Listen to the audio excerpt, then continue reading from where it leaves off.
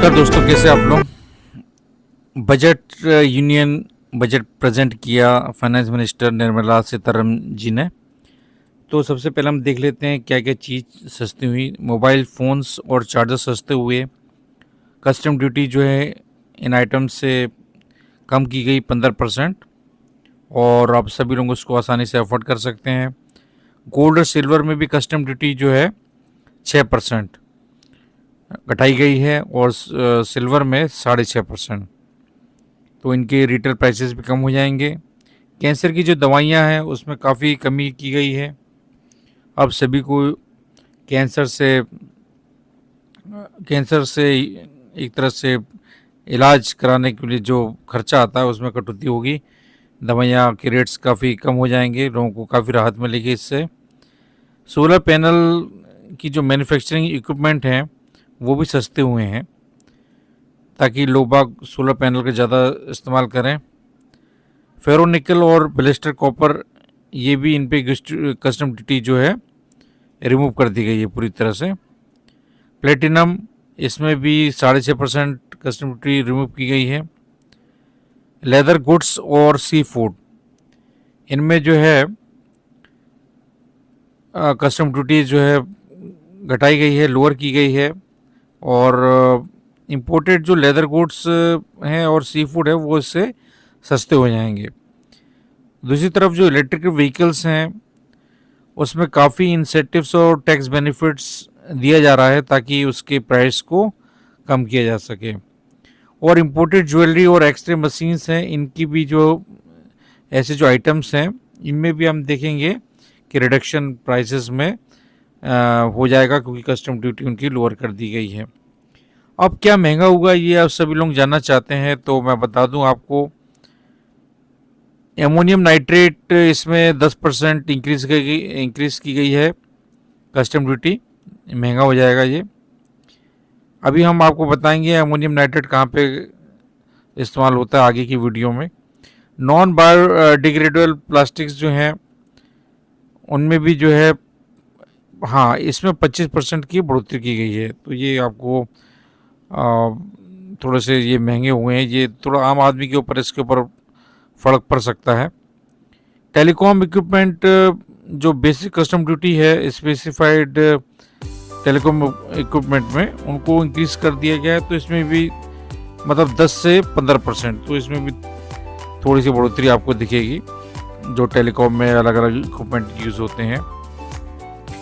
अब ये जो चेंजेस हैं ये मतलब एक तरह से हम ये कह सकते हैं कि बूस्ट करने के लिए कैसे कुछ ऐसी इंडस्ट्रीज़ हैं इलेक्ट्रॉनिक्स और रिन्यूएबल एनर्जी की, इनको बूस्ट करने के लिए कई कई बार में कटौती या बढ़ोतरी सरकार करती रहती है और सभी का ध्यान रखती है। अब मैं आपको जो उन्होंने सीतारमण जी ने, जो फाइनेंस मिनिस्टर हैं हमारे यहाँ की, उन्होंने जो अपना अपना जो बजट पेश किया 2024 में जो है, उसमें कुछ की पॉइंट्स मैं आपको बताना चाहता हूँ। तो सबसे पहले ओवरव्यू देखते हैं कि इसमें एम्फेसिस दी गई है, जोर दिया गया है इकोनॉमिक ग्रोथ के ऊपर, इंफ्रास्ट्रक्चर डेवलपमेंट के ऊपर और फिस्कल कंसोलिडेशन के ऊपर। और की एरियाज इसमें हम कह सकते हैं इंफ्रास्ट्रक्चर है, एविएशन है, टैक्सेशन है और पॉपुलेशन मैनेजमेंट है। ये की एरियाज हैं, यहाँ पर विशेष ध्यान दिया गया है। जो उन्होंने प्रोजेक्टेड रियल जीडीपी ग्रोथ बताई है वो 7.3 बताई है फाइनेंशियल ईयर 2024 की। और जो है फोकस उनका है हाई ग्रोथ पे, अपने कुछ ऐसी पॉलिसीज और डिसीजन के माध्यम से हाई ग्रोथ को सस्टेन करना लॉन्ग टर्म के लिए। और टारगेट जो है वो रिड्यूस करने का है फिजिकल डेफिसिट 5.9% ऑफ जीडीपी। तो ये इनका जो है टारगेट है।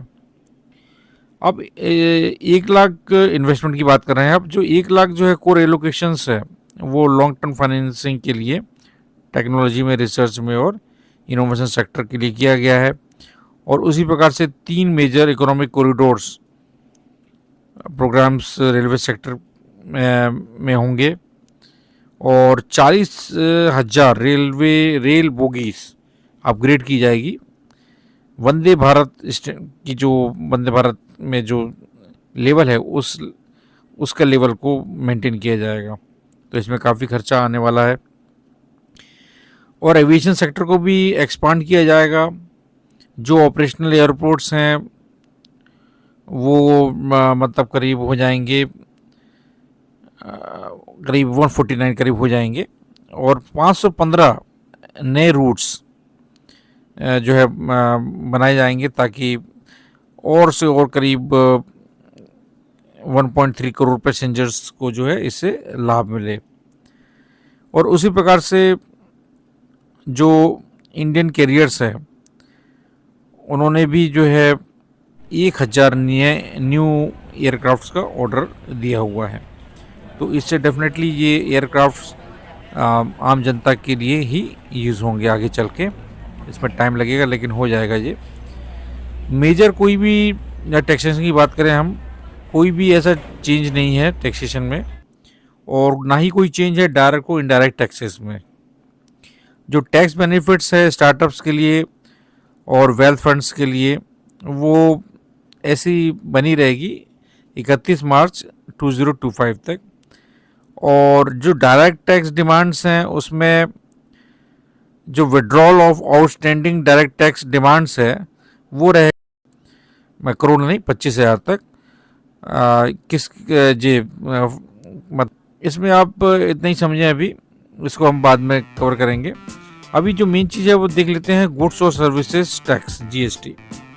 तो जीएसटी जो है ये डबल मतलब जो average monthly gross GST collection है, ये इम्पोर्टेंट है, वो जो है nearly double two 1.66 lakh crore, ये ऐसा बताया गया उन्होंने। काफ़ी बहुत बड़े पैमाने पे जो है कलेक्शन है जीएसटी का। लोग जागरूक भी हो गए और भर भी रहे हैं, ईमानदारी से जमा कर रहे हैं अपना टैक्स।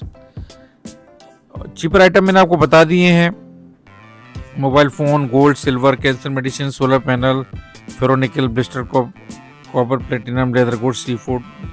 और मैंने कॉस्टलियर आइटम्स भी आपको बता दिए थे, ammonium nitrate, non biodegradable plastic, specified telco equipment, ये मैं आपको पहले बता ही चुका हूँ। अब जो है पॉपुलेशन और डेमोग्राफिक चेंजेस में क्या आएगी, तो उन्होंने कमेटी का फॉर्मेशन किया हुआ है। हाई पावर कमेटी बनेगी, वो एड्रेस करेगी चैलेंजेस, पॉपुलेशन ग्रोथ की चैलेंजेस को किस तरह से किया जाए कम, और विकसित भारत पे जोर दिया जाएगा। तो हम ये देख सकते हैं कि जो बजट का एम है वो इकोनॉमिक ग्रोथ को बूस्ट करने का है, इंफ्रास्ट्रक्चर को और टैक्स पेयर सर्विसेज को भी बड़ा, मतलब किसी तरह से कोई दिक्कत ना आए किसी को भी। और जो बैलेंस करना physical responsibility, long term demographic challenges को भी, इसको भी उन्होंने एड्रेस किया। और अहेड जो है, लुकिंग अहेड में ये बता रहे हैं कि इनका जो सपना है वो रोड मैप है विकसित भारत का, वो है, और वो फुलफिल करना चाहेंगे इस बजट के माध्यम से। तो हम ये देखते हैं कि निर्मला सीतारमण जी जो बजट पेश किया है वो काफ़ी अच्छा बजट है, और इससे आम जनता को, आम नागरिक को संतुष्टि मिलेगी। मैं तो इसको अच्छा एक बजट मानता हूँ। आपका क्या विचार है? आप भी अपना विचार साझा करें। चलते मिलते हैं नेक्स्ट वीडियो में, तब तक अपना ध्यान रखिए। जय हिंद, जय भारत।